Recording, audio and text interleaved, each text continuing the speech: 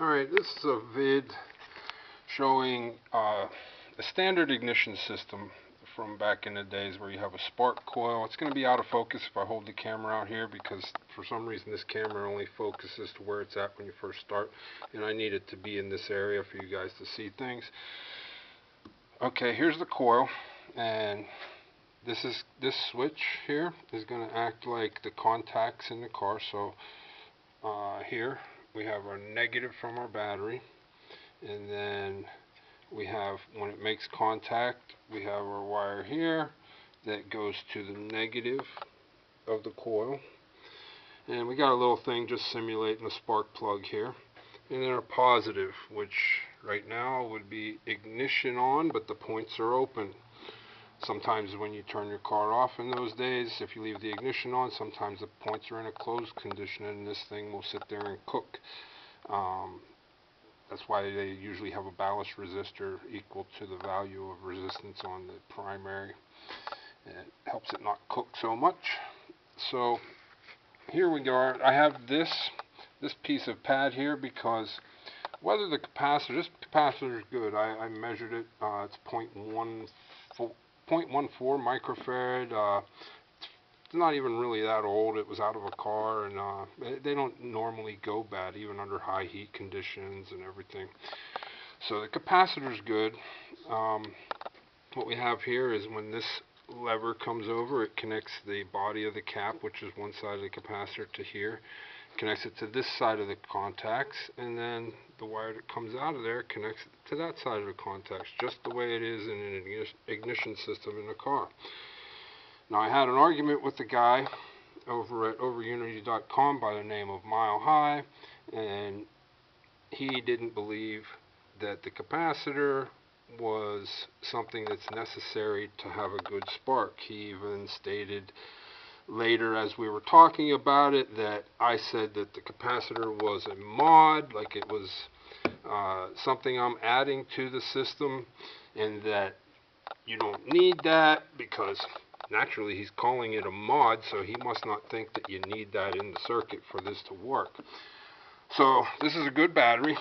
We're going to do a little testing here. I'm going to turn out these big lights up here so we can see the sparks better, and we're going to give it a shot with the capacitor off. So see, the capacitor here is, it would have to connect from here to here, and we're going to do some of this. Okay, naturally you see some sparks there, and it's probably more or less because the rubbing of this switch, but either way we have this part where we're going to have sparks. So if I do this over here, you're going to see some flashing, and that might affect how you see the spark here. So what I'm going to do is just hold this over here to keep those sparks away from what we're looking at here. Now with this distance here, it's a very small distance. Let me turn the lights back on real quick. It's not far. I mean, I had this spark plug on there, and I opened up the gap, and it seems to work fine around here, but it wasn't easy for me to adjust back and forth to show what larger sparks the capacitor helping the system can do. So this was just a better shot here, but that's a pretty small gap. And we turn the lights out and we do our thing with the switch here. Now I could take the pad away in case someone thinks I'm not really even. Let me adjust this here, try to get it closer, because we're not really getting any spark without the capacitor across the switch. Alright, here we go, up and down. Alright, let's see if we can get one. See those little sparks happening here and there? I'll make it slower. I'll keep it closed longer to give the coil time to charge up. It's not doing it. I had tested a bunch of these on the bench one time at work. They had like 10 of them, and they wanted to find out what was good and what was bad. And I was doing it like this, and man, I was thinking, this was years ago. And I was thinking, wow, all these coils are bad, you know, terrible. Then I started looking up on the internet and found some information that, you know, this capacitor is not for protecting the switch. It becomes part of the circuit. It turns it into a resonant circuit and gives the coil much more power in magnetic field, bouncing back and forth for a short period of time, and gives you a much longer burning spark. But Milehigh doesn't believe that. So here we go. We're going to do some more, see if we can get this thing to spark.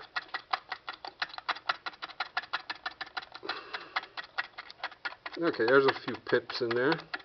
That's a real close distance. I mean, if I put something white under there, I mean, you can see that this thing is close. Alright? So, now we're going to put the capacitor in place.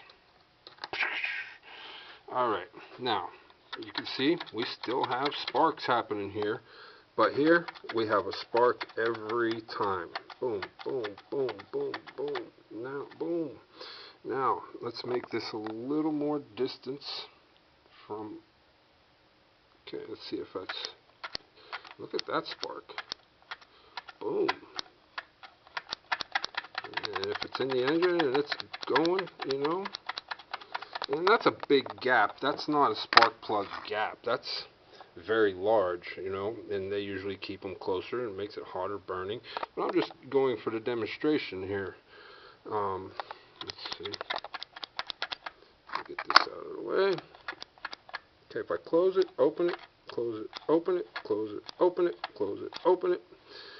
What's happening is when you open the switch, this capacitor becomes across the switch. So when this field of the primary collapses after you've built up the field by holding this ignition switch that points down, it dumps into the capacitor and it becomes it rings like a bell, like an LC circuit, and it has the battery in series with the coil. The battery goes from the positive of the primary over to the other side of the battery, through the capacitor, down to the switch, which the capacitor is across. And once you disconnect the switch, the only path for the connection between the battery and the coil is this capacitor. So it becomes one large LC circuit, and you get a much better burning spark every time. Every single time. Disconnect the cap. We get nothing. We have to move that sucker in.